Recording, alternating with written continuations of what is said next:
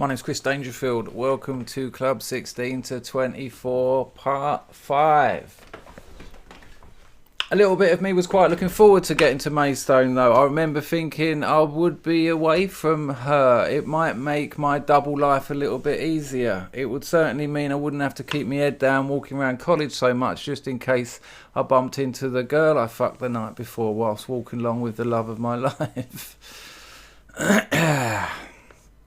And again, the same dramas. Oh, you know, if you don't get in, you don't get in. Because this was, affiliated. It was a Kent Institute of Art and Design. They called it CIAD. Rochester, Chatham and Canterbury.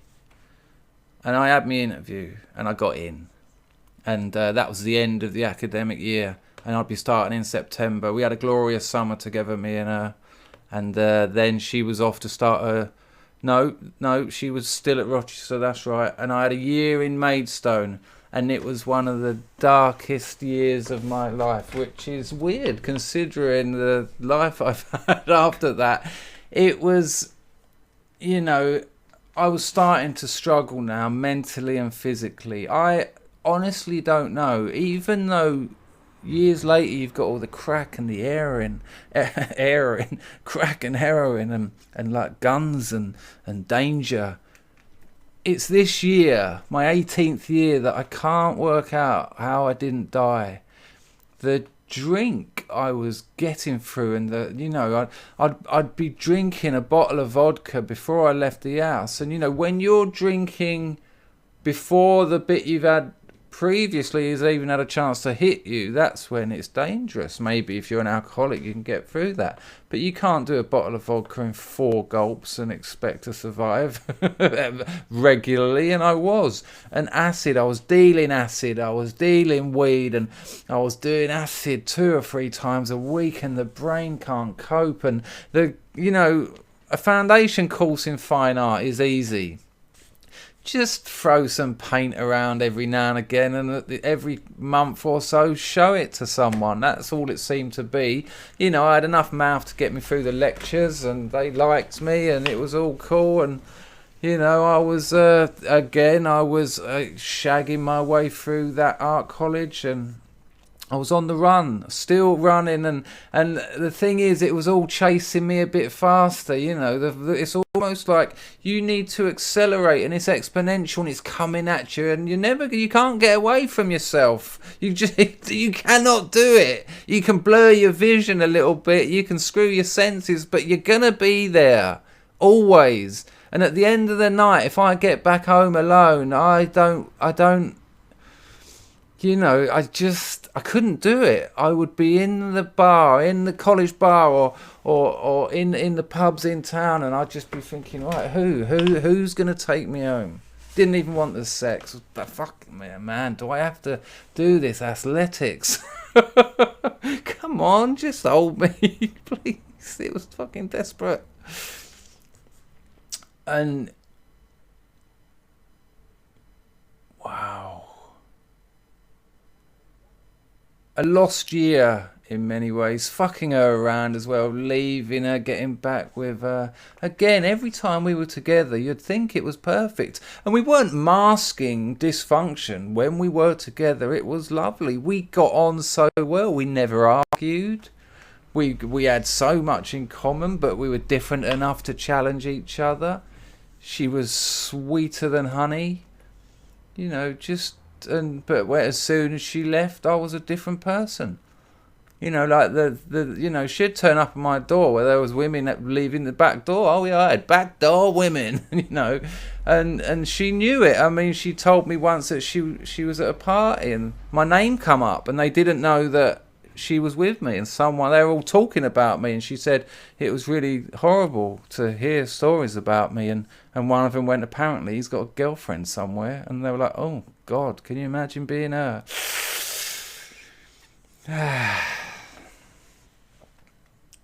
Wow.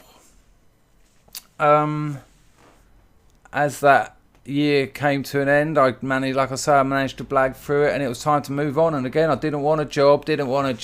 It was time to carry on at college, and I've gone to them. I said, right, where shall I apply? And they went, you're not really an artist. And it came as somewhat of a shock to me. I thought, as I've explained to you, that I'd been blagging it all quite nicely, but they were like, you're not really an artist, you know. And I'd been doing some performing. They had like regular nights that they'd put on, and I'd been sort of like putting all my hair up. I had like my dreadlocks in a thing, like what's a hairband, so I'd look like a pineapple, and I'd cover myself in flour and put a loaf of bread on my cock with candles in it and stand there like flapping my wings singing Tom Waits songs, and and I didn't make all that up. That was one of my more wonderful performances. I weren't pretending they were art. I was just trying to do the stupidest thing I could to make people laugh, and they misinterpreted it in some way and said, we think you should apply to Dartington and to do contemporary visual performance. And I was like, yeah, all right. And I remember once I had to go down to the interview, and it was a place called Totnes in Devon, where I went back to in the Crack Diaries, in one of the other stories on this channel, years later. And I got off the train there, and it was just like this idyllic little beautiful town, and it was full of hippies. It's the alternative capital of England. And I thought, well, here we go. Yeah, with my current currency of dreadlocks and drug taking, I will no doubt make some friends here, possibly quite a few female ones. And I went and had the interview. This is incredible.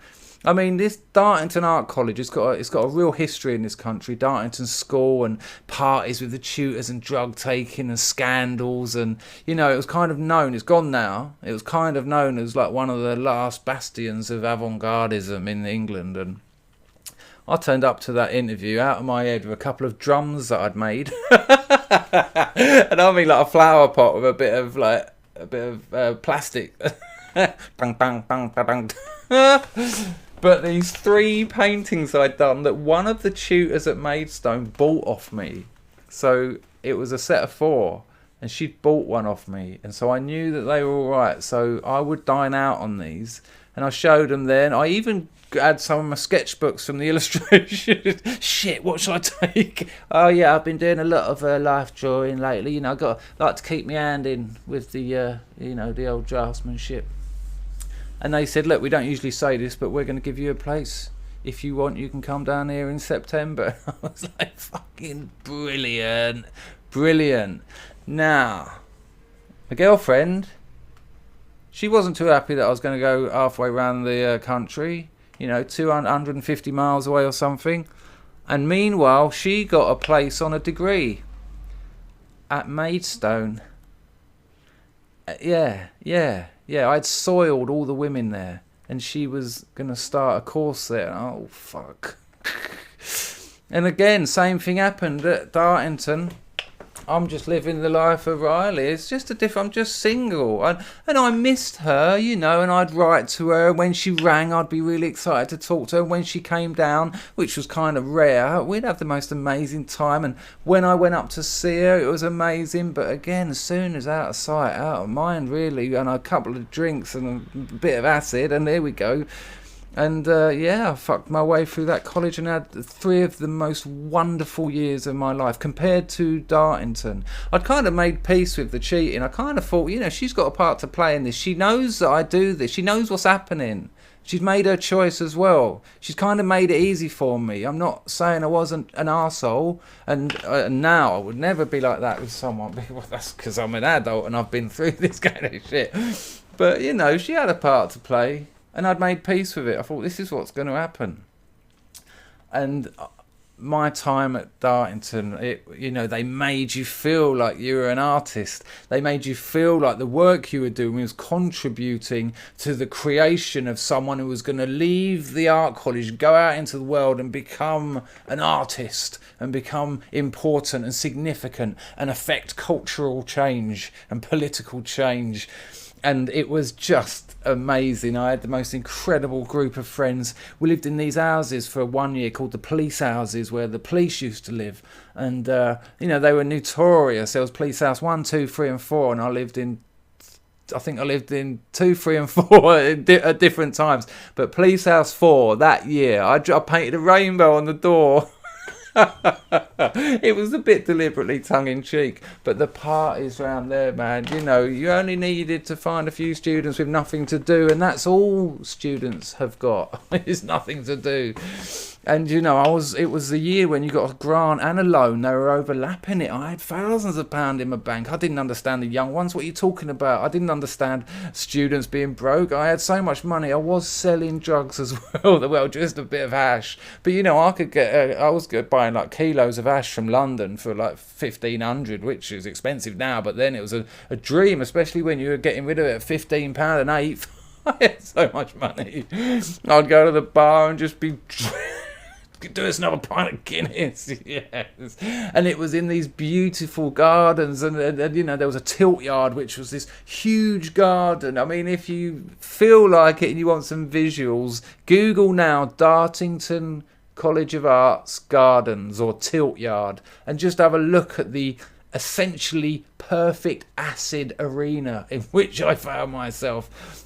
And I was learning and I was reading, and it was the exact opposite of that scummy North Kent industrial hellhole of Maidstone. It was amazing, and I was meeting people who would challenge me, and girls who would challenge me, and lots of those, and just I had so many good friends. One of them is still my best friend today. I'm trying to get him on this channel, but he ain't having it.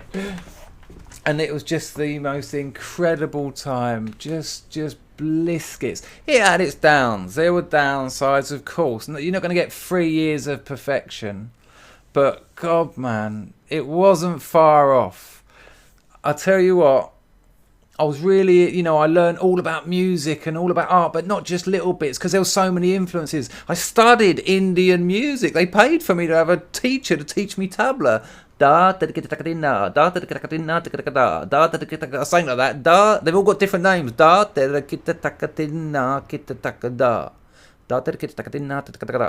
Amazing. And I was learning, the bloke who's my best mate was teaching me about minimalism, like Steve Reich and Arvo Part, Philip Glass and all that lot. And I was learning about Schoenberg and Stockhausen, and obviously, of course, Karl Marx and Foucault and Derrida and Jean Baudrillard, and just this incredible time of sex, drugs, rock and roll, and more important, more significant to the pleasure of it, learning. I mean, I turned up there naive and ignorant, and I left just ignorant. But what a time. What a time. And I was really into jazz, and in particular the bebop era, Coltrane, Eric Dolphy, Miles Davis, all that lot. And there was this song called Jean-Pierre, and it always reminded me of like a nursery rhyme. It had that kind of sort of playful simplicity, which a lot of that bebop has. I mean, for a music which is incredibly virtuosic. I don't know. It's sometimes incredibly playful and simple, and of the nursery rhyme. And this tune, Jean-Pierre, goes ba ba ba ba ba. Again,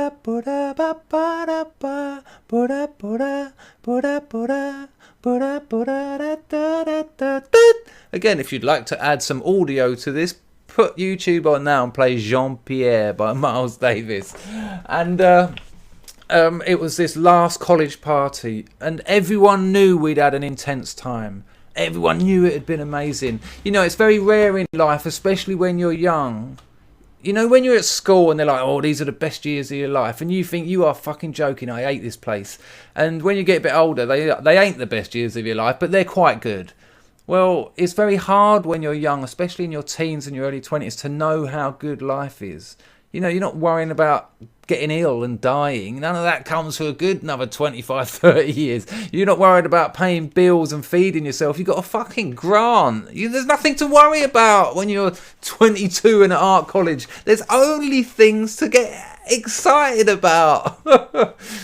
And we all knew that. We knew that we'd had it right off at Dartington. We knew it had been absolute biscuits. We'd been munching them for years. The stories. I mean, I could write 3 novels about things that happened at that college and how incredible they were, how life-changing, how profound, and how rare and unlikely they were. Because I knew what lives my mates were having. You know, not my college mates. They were having lives similar to mine. But I'd get back to Dartford. No, they were working hard and not being very successful. A couple of them were. Fair play to them. One of them went from a fridge engineer to a film editor. Respect. Another one was becoming an accountant. Respect. But a lot of them were digging holes. A lot of them were just grafting, and I wasn't. I was having sex. I was drinking. I was partying. I was learning. I was being spoiled by a culture that would otherwise not seem to offer you that. Anyway, it was the last party. It was in this house up on top of this hill, which there seemed to be loads of around there. And my best mate and a couple of my other very good friends were playing music. They were the live band for the party. A drummer, a bass player, a guitarist, and I think there was a keyboard player who wasn't such a mate, but you know. And I was just there, arm around a couple of girls, just enjoy what a time we've had. Hasn't it been beautiful? And I just suddenly heard dung, dung, dung. And I've looked up and they're all looking at me, 3 of my best mates at the time. And they're looking, and I know what this is. And everyone knows I love it because I'm an obsessive and I hadn't stopped playing it. And then my best mate on the guitar does Miles Davis's part. He goes,